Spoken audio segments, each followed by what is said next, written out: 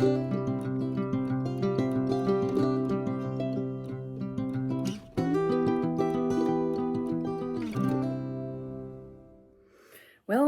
good morning. This is my Tuesday morning, and I'm alive and well.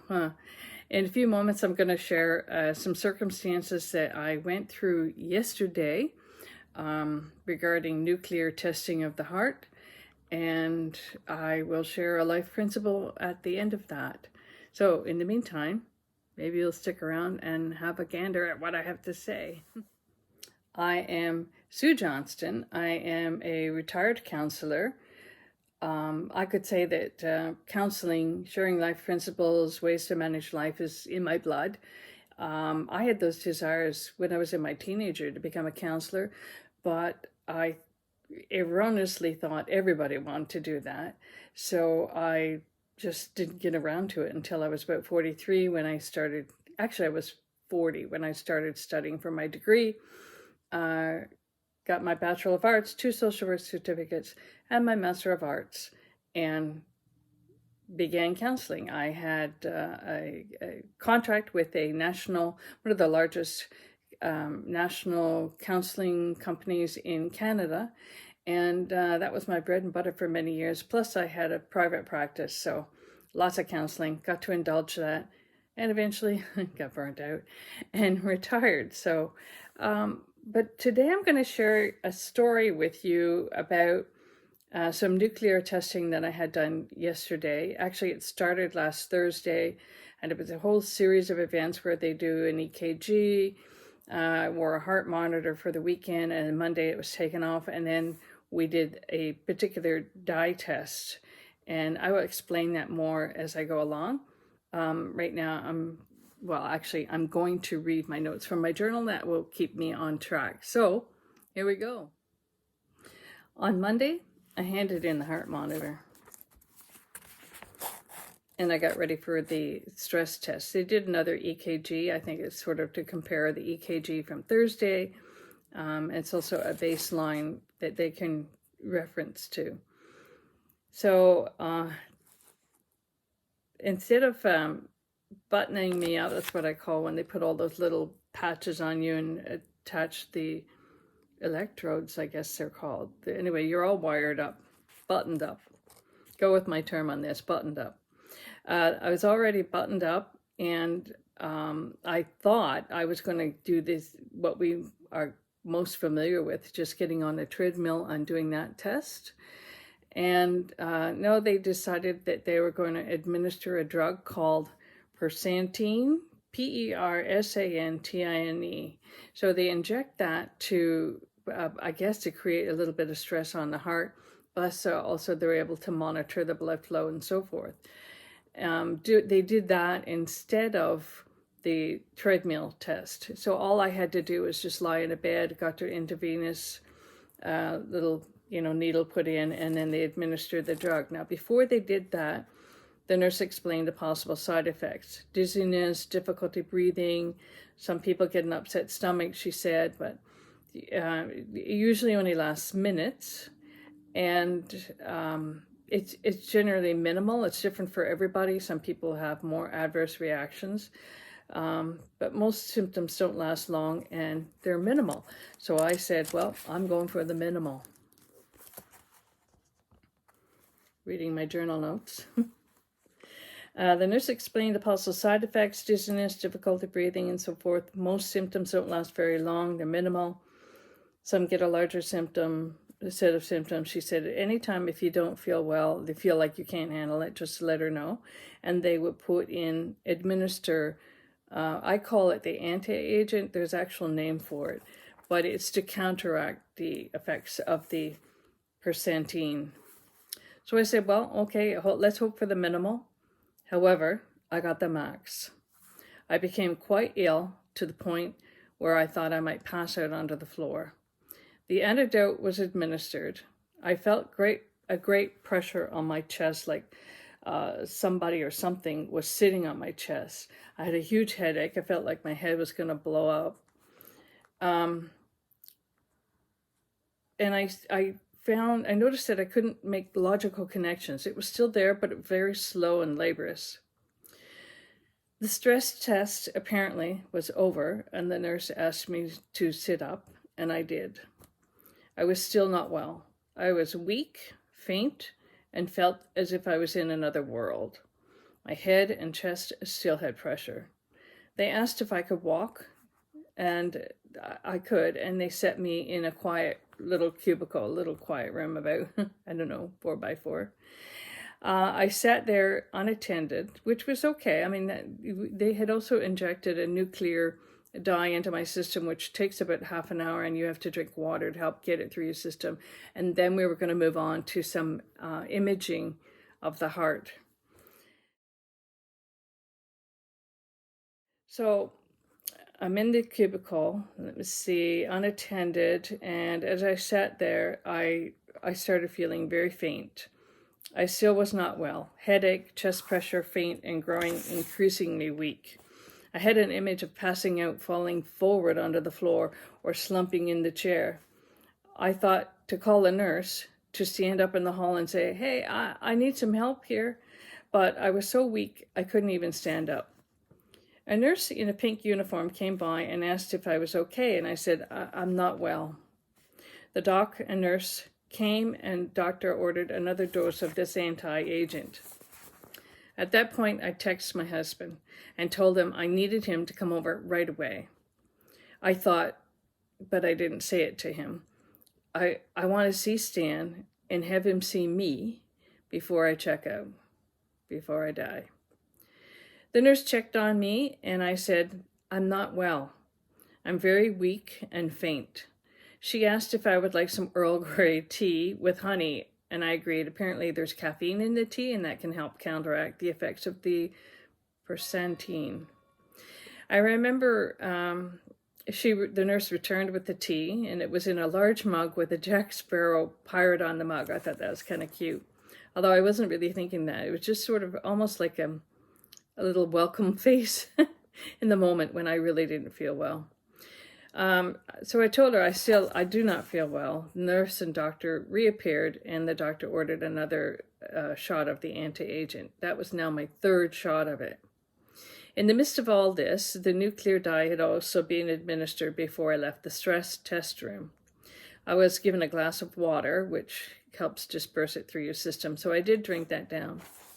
So after the third anti-agent, I was still not well.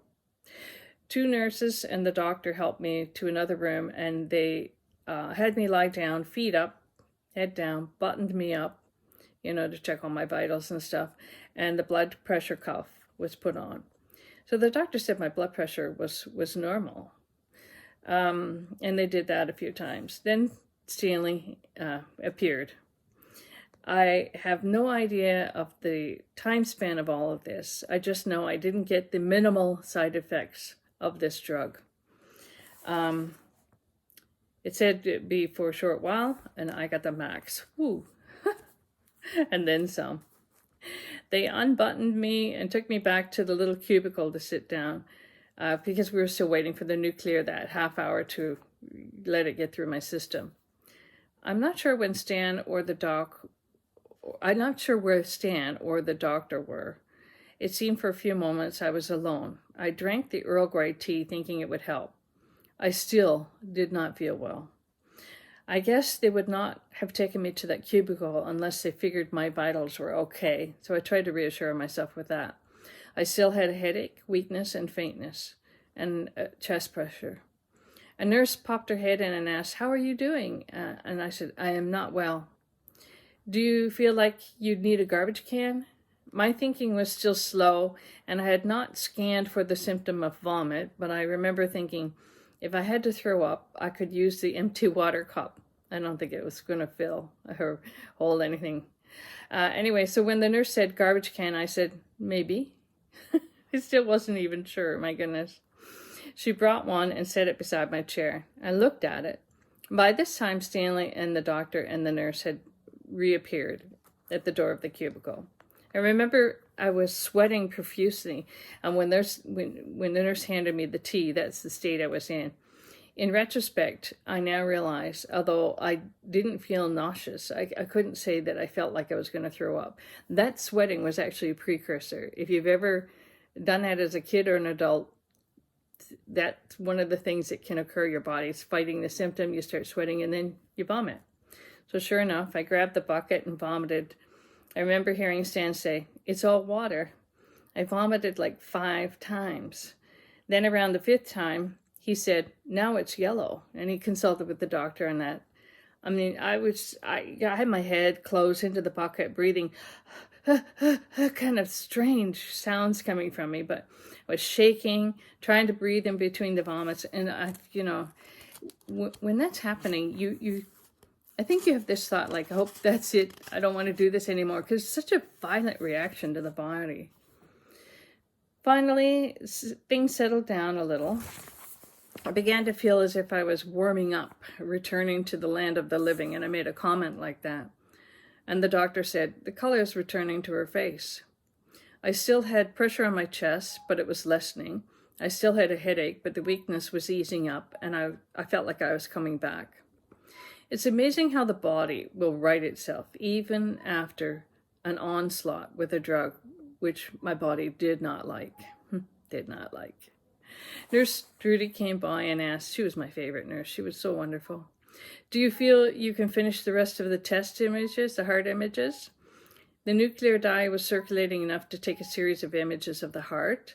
So yes, I wanted to finish. My thought was like, gosh, I've gone through all of this and I'm starting to feel better. I'm definitely going to finish the last set of tests and get out of here. So they had me sit in the front hall for a while until I felt I was ready to leave. This is after the imaging, the pictures of the heart was done, the final testing. So they had me sit in the front and wait until I felt that I was ready to leave. And also they felt like, okay, she's past this, she's stable, we can safely let her go. So finally I was feeling well enough. All I wanted to do was just go home and finish resting up. I still had some symptoms, but I could tell they were easing up. So I was set free with instructions to have coffee, because apparently caffeine helps interact the drug effect. I called it the P drug after this. Not that it would make you pee, just that it began with the letter P. So I was set free. The P drug dilates the blood vessels, and the caffeine helps counteract that. So coffee it was, and light toast when I got home. I laid on the couch, made myself comfy and cozy, and Stanley became my nurse, getting sustenance and comfort from me. What a great guy he is. He's absolutely the best. So my appointment had begun at 9:15 in the morning, and the chest pressure and headache lasted until about 2 p.m. in the afternoon. I looked up some information about the P drug.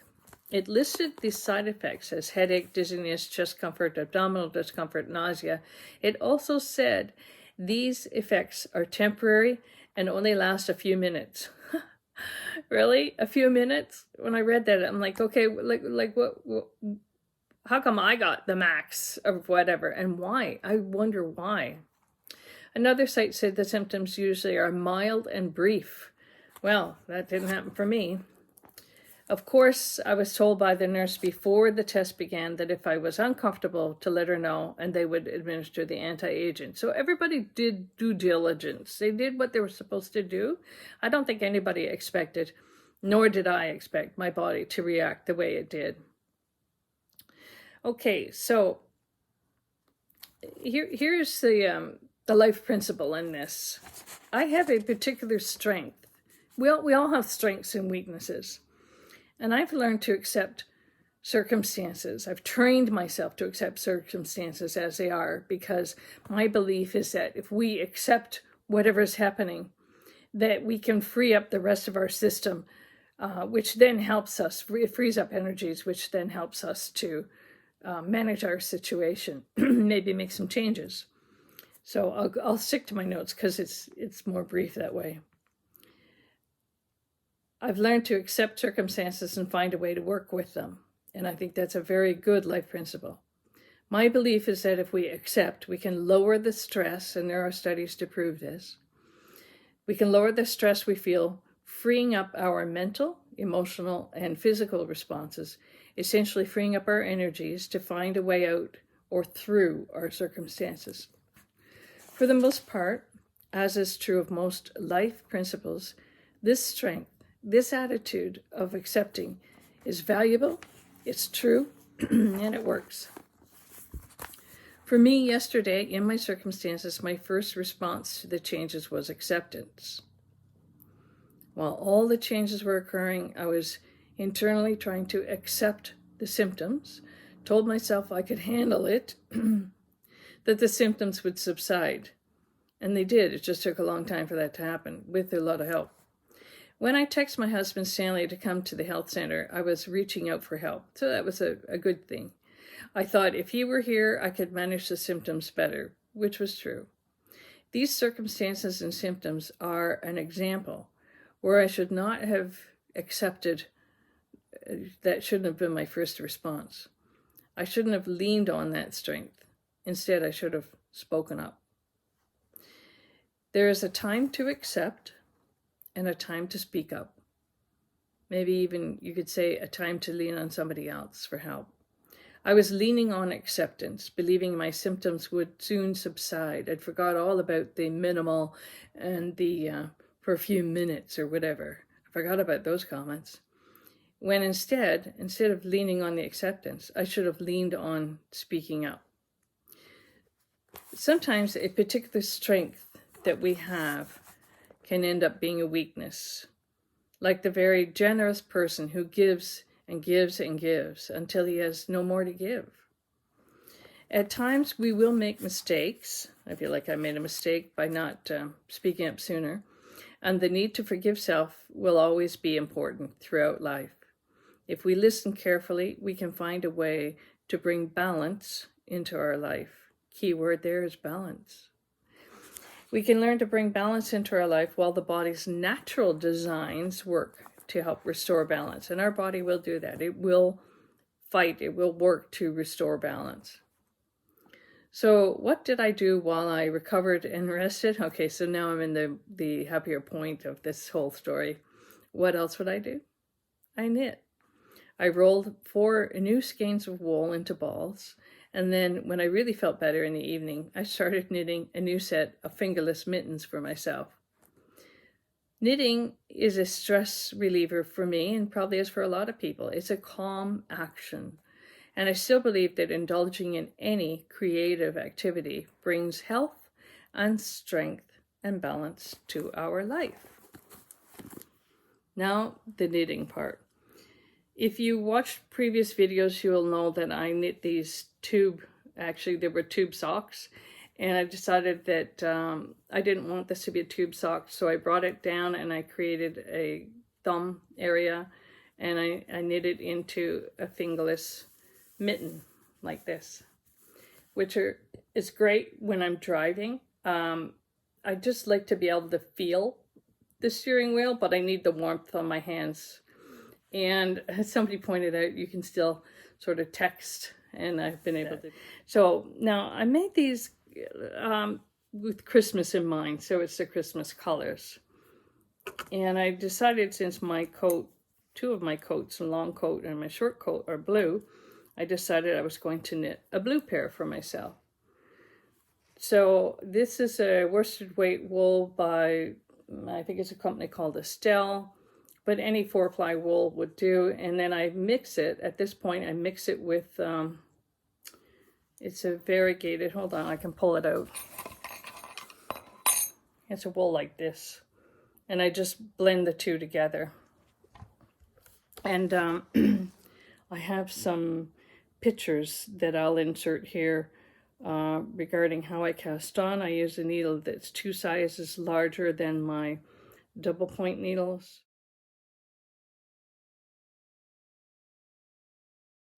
So this is a 4.5 double point needle, and I only have 1 set.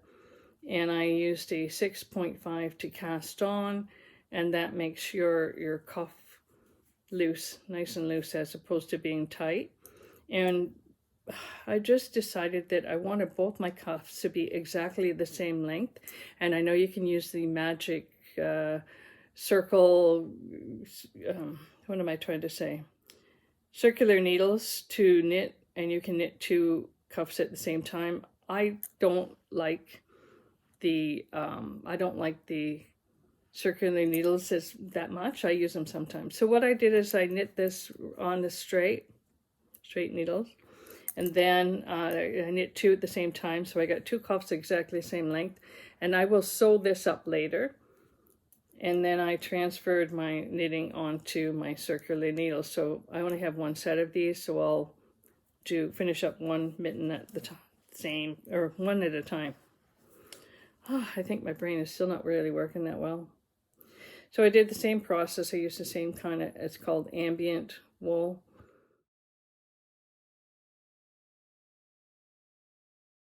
And I use the same, and that's how it turns out when you're mixing the 2 strands together.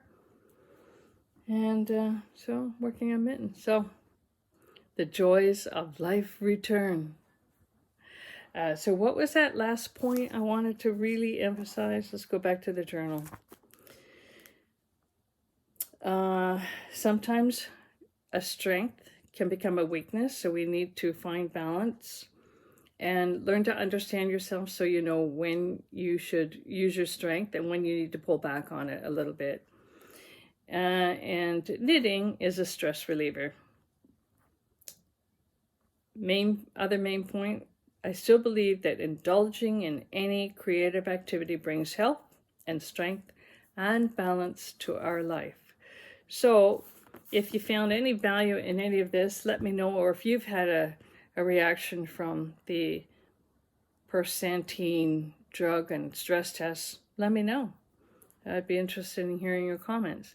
Or if you're just going through life, happy or not, and you find that knitting is a help, okay. I did not set about to create a YouTube channel all about knitting.